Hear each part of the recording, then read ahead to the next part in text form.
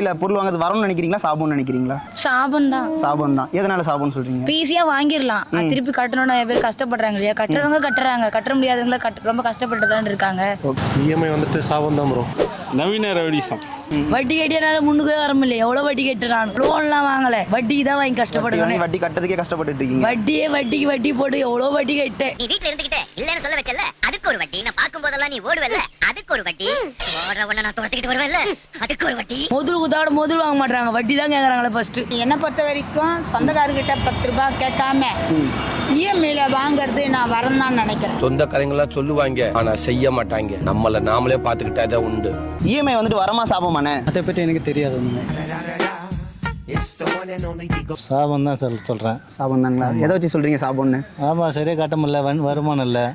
அதாவது ஓலா ஊப்பர்னு வெட்டி ஓட்டுறாங்க. நான் சேனலில் வந்து ரொம்ப கஷ்டப்பட்டுன்னு இருக்கிறோம். காலையில் ஒன்று 200 ஓட்டி உட்காந்துங்கிறேன். போய்து போச்சு, என்ன பண்ண முடியும்? குடும்பத்துக்கு ரொம்ப கஷ்டமாக இருக்குது சம்பாதிச்சு போகிறது. அதில் எப்படி இஎம்ஐ எப்படி கட்ட முடியும்? வீட்டுக்கே செலவுக்கு இல்லை, அப்புறம் இஎம்ஐ எங்கே நாங்கள் கட்டுறது? பேங்க்கு இங்கே கொள்ளாச்சு தான் கட்டணும். நாங்கள் கட்டணும்னா